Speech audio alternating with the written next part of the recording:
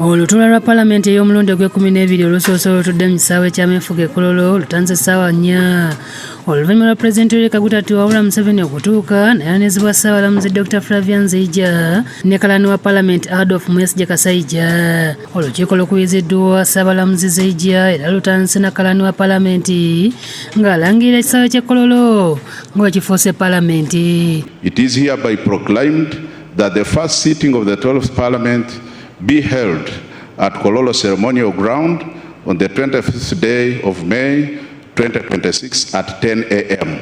Retired Major Jessica Alupo, omubaka omukyalo wa disitulikiti y'e Katakwi, aleese erinnya lya Jacob Oboth Oboth, omubaka wa West Budama South County, okuvuganya ku bwa sipiika n'asembebwa Frank Tumwebaze, omubaka wa Kibale County.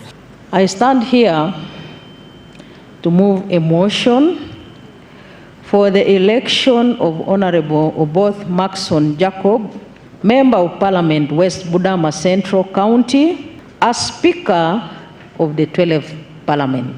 I raise in accordance with Rule 5.9 of the Rules of Procedure of Parliament to support the nomination of Honorable Oboth Markons Jacob, Member of Parliament, West Budama Central County, for election as Speaker of the 12th Parliament.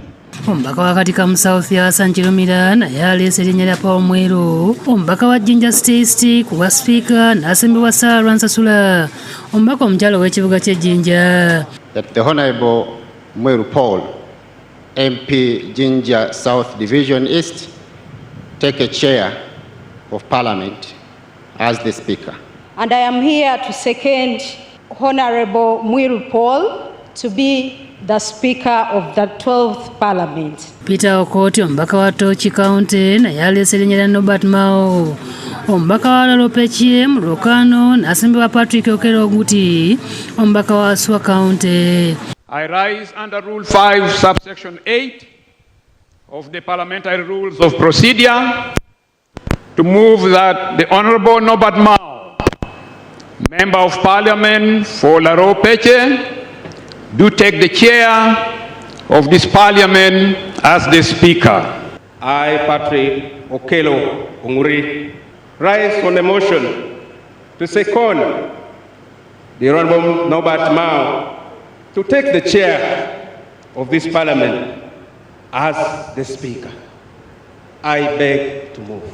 Okulonda kutandise ku ssaawa 5 nga bakira ababaka bayita omu ku omu nga bagoberera ensenka y'amannya g'ababaka mu walifu y'Olungereza. Abe Lilian Abigaba Cuthbert Mirembe. Akalulu kagenza okuggwa nga ssenkaggale wa DP Norbert Mao abuusawo n'obululu 15 bokka. Paul Mweru afunye obululu 6 olwo Jacob Oboth Oboth, omubaka wa West Budama South County, akubidde waggulu n'obululu 41 era anyenyeza Galiba Enjole.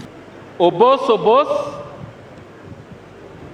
Jacob Oboth, Oboth Jacob, Jacob Oboth, Jacob Oboth, Paul Mweru, Paulo Mweru 1, Paulo Mweru 2, Paulo Mweru 3,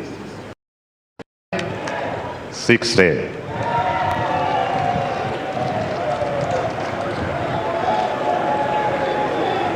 For Honorable Jacob Oboth Oboth. 1, 2, 3, 40, 441.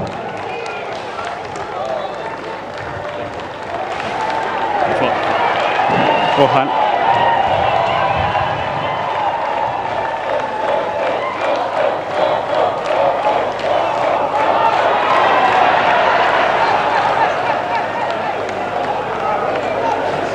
Wadde nga beeteye mu kulonda bonna babadde bayivu obululu 3 bufudde ate babaka 9 tebalonze okuli n'abadde sipiika wa palamenti y'omulundi ogw'e11 ayintanitamu nga atabadde y'e Kololo. Ssaabalamuzi Nzijja alangiridde Oboth ku buwanguzi era awangudde analayizibwa. I therefore declare Honorable Oboth Markons Jacob, who has obtained the highest number of 441 votes cast, as the Speaker-elect of the 12th Parliament.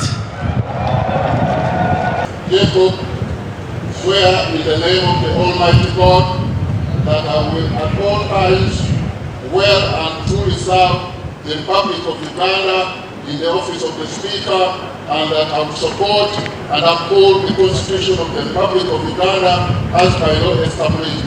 So help me God. Pulezidenti amukwasizza ddamula ya palamenti ssemateeka akabonero k'eggwanga ne bendera era n'ayambazibwa ebyambalo bya sipiika ebijjuvu era bw'atyo n'atandikirawo emirimu butongole. After the Constitution, he will also receive a copy of the Rules of Procedure of Parliament. So the Speaker is being robed now. That the 12th Parliament of the Republic of Uganda has a new Speaker.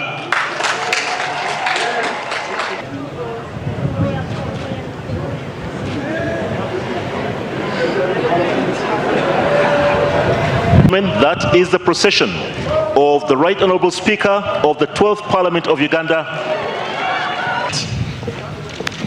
Honourable members, Mr. Speaker. Olutudde mu ntebe Oboth Oboth atandise na kusiima Katonda okumutuusa ku kkula lino ng'asimbulizza n'ennyiriri mu Bayibuli okulaga okusiima kwe. The first one is in Isaiah, drawn from Isaiah 60:22, which says, "When the time is right, I, the Lord, will make it happen." Asimya President Museveni olw'obwesige bwamutaddemu n'ababaka ba palamenti abamweridde obululu. Akasizza abatamulonze nti agenda kubaweereza kyenkanyi era n'asuubiza okukolagana obulungi n'ababaka okutwala eggwanga mu maaso. To those who may not have voted for me, I will be your speaker too. I thank the voters, my voters of West Budama Central County in Tororo District, for sending me to the nation.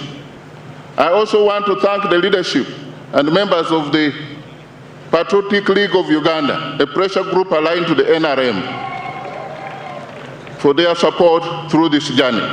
Aweze okugogola palamenti ebadde egegedde enguzi n'okuzzawo ekifaananyi kyayo. I pledge a corruption-free parliament. Under my leadership, we will cultivate a culture of absolute integrity and zero tolerance to corruption, anchored in President Museveni's clarion call for corruption-free parliament in the next 5 years. Agamba nti palamenti nga tennalingiriza masiga ga gavumenti amalala erina okusobola okwetereeza eggwemu enguzi. Accountability begins with us. In the next 5 years, we will hold the executive and other government bodies accountable. But we must start with ourselves. As they say, charity begins at home. We cannot hide from accountability of government resources, yet we expect it from other agencies and departments. My leadership, the floor of Parliament will not be a theatre for hearsay or grandstanding. Our debates must be grounded in hard facts, data, and sound research. A people-centered Parliament.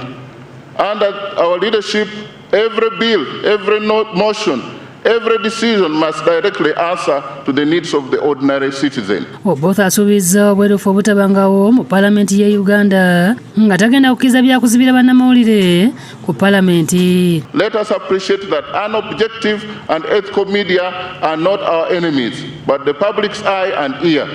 We must maintain a transparent, decent and open parliament. When we close our doors to the media, a negative perception is generated. If we are clean and doing a good job, why hide? Okuwagira obukiiko bwa palamenti bukola emirimu ku lwa bannayuganda agenda kukissaako essira. We need not wait for public funds to be lost. Our committees should be facilitated to work, to monitor, intercept and protect resources in real time in order to propel every effort geared towards the tenfold growth. Akubidde asuubiza okusigala nga Oboth Oboth owa bulijjo. I will remain the same Oboth Oboth, not changed by the grandeur or majesty of a powerful office of the Speaker. Let us all serve the Parliament of the Republic of Uganda with humility, modesty, and dignity. Freddy Kajubi ne Obedi Lotale bakusakidde eggulire lino ku lwa Bukedde TV.